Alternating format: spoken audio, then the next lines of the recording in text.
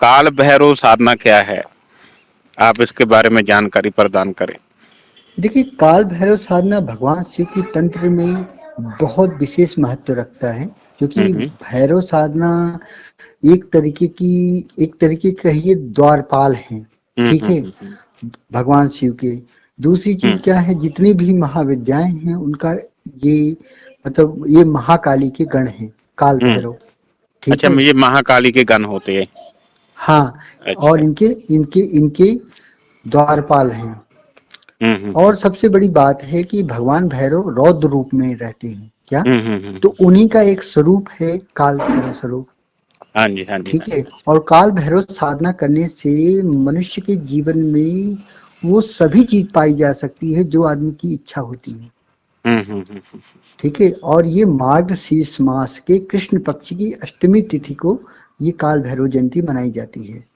अच्छा, तंत्र अच्छा। क्षेत्र में भैरव का विशेष महत्व है। हम्म। मारण, वशीकरण, उच्चाटन, हम्म। सभी प्रकार की जो क्रिया होती है वो हम्म भैरव साधना से की जाती है। यहाँ तक कि मनुष्य को अगर धनवान बनना है तो हम्म सबसे पहले भगवान भैरव की पूजा की जाती है, क्योंकि हम्म बिना भैरव पूजन के मनुष्य निर्भय नहीं होता है, और निर्भय हम्म नहीं होता है तो मनुष्य की कुंडली शक्ति जागृत नहीं होती है, और हम्म कुंडली शक्ति जागृत नहीं होती है तो लक्ष्मी प्राप्त करने की कोई भी उसकी इच्छा पूरी नहीं होती है। हम्म इनकी उपासना से भय अवसाद का नाश होता है, हम्म व्यक्ति को आदम्य साहस मिलता है, हम्म और ग्रह बाधाओं में शनि राहु की जो बाधा है उनसे उनकी पूरी तरीके से मुक्ति मिल जाती है भैरव पूजा करने हम्म से। और ये कालाष्टमी आज 22 नवंबर को मनाई जाएगी। हम्म भैरव के अलग अलग रूप हैं, उनके 52 रूप हैं, जिनमें से प्रमुख जो भैरव हैं वो अतिसांग हैं, हम्म भैरव हैं, रुद्र भैरव हैं, बटुक भैरव हैं, काल हम्म भैरव हैं। और काल भैरव जो हैं मुख्यतः माने जाते हैं, और ये हम्म काशी में द्वारपाल हैं हम्म भगवान शिव के। और इनकी जो साधना की जाती है उनको पूरी तरीके से जीवन को बदलने वाली कही जाती है, हम्म और ये आराधना शीघ्र फलदायी होती है साधक को। हम्म बटुक भैरव साधना में बाल स्वरूप है, और आनंद भैरव भी कहा जाता है, ये सौम्य स्वरूप है। आराधना इनकी भी शीघ्र फलदायी होती है। लेकिन काल भैरव जो हैं उनकी साधना करने से शत्रु से मुक्ति मिल जाती है, संकट से मुक्ति मिल जाती है, कोर्ट कचहरी मुकदमों में विजय की प्राप्ति होना संभव हो जाती है। और रौद्र रूप में काल भैरव साधक की हमेशा ही रक्षा करते हैं। जैसे गुरुवर, हम कोई काल भैरव की साधना करते हैं तो इसके लिए क्या क्या अनिवार्य है, सामग्री जो होती है इसमें इसमें क्या क्या काल चीजें भैरव चाहिए में होती है? देखो, यंत्र, काल भैरव यंत्र और माला की अनिवार्यता है तांत्रोत पूजन में। अगर वैसे कोई पूजा की जाए तो इसमें केवल एक काली हकीक माला भी मिल जाए और भैरव जी का चित्र मिल जाए तो भी साधना संभव होती है। ठीक है। तो ठीक है, इस साधना में नुकसान क्या क्या होते हैं, अगर कोई बंदा गलती करता है तो क्या क्या देखो उसको नुकसान देखो उठाने पड़ते हैं? साधक को कोई नुकसान नहीं होता है इस साधना में। कोई प्रकार की कोई गलती होने पर भगवान भैरव कोई गलती पे दंड नहीं देते हैं। ठीक है, लेकिन फिर भी अगर हम उनसे क्षमा मांगते हैं किसी भी गलती के लिए तो हमें कोई भी दंड नहीं मिलता है। लेकिन हाँ, अहंकार पूर्ण साधना करने से हमें दंड मिलने की संभावना रहती है। हमें इस साधना का दुरुपयोग नहीं करना होता है। किसी गलत उद्देश्य से अगर साधक ये साधना करता है तो उसको दंड मिल जाता है। अगर वो सही उद्देश्य के लिए कर रहा है, अपने जीवन को बचाने के लिए, अपनी आत्मरक्षा के लिए या अपने कल्याण के लिए, तो ये साधना उसके लिए फलदायी मानी जाती है। इसके नियम क्या क्या हो सकते हैं साधना के? इनके नियम बहुत सरल हैं, कोई बहुत विशेष नियम नहीं है काल भैरव के। बस इनको आप यंत्र माला और गुट्टिका जो मिलती है उसको लेकर बस आपको साधना में बैठ जाना है, और इनकी प्रतिदिन 101 माला की मंत्र जप करना पड़ता है। और ये 14 दिन 15 दिन की साधना है। इसको साधना पूरी करके साधक हवन करे, तर्पण करे, मार्जन करे, और आप देखिए आपको जीवन में जो भी समस्या आ रही होगी वो हम्म 1 से 3 महीने के अंदर वो समाप्त हो जाएगी। हम्म। कहने का मतलब ये है कि अगर हम संकल्प लेके किसी भी उद्देश्य के लिए साधना करते हैं तो उसका जो फल है अति शीघ्र मिलना संभव है। जी, जी। और ठीक भैरव है। जी की जो साधना है वो रात्रिकालीन मानी गई है। ठीक है जी। इनको रात्रि काल में। इनको रा, दूध से बनी हुई प्रसाद अर्पित करें। उड़द अच्छा। उड़द का जो बड़ा है वो अर्पित कर सकते हैं, ठीक हम्म है?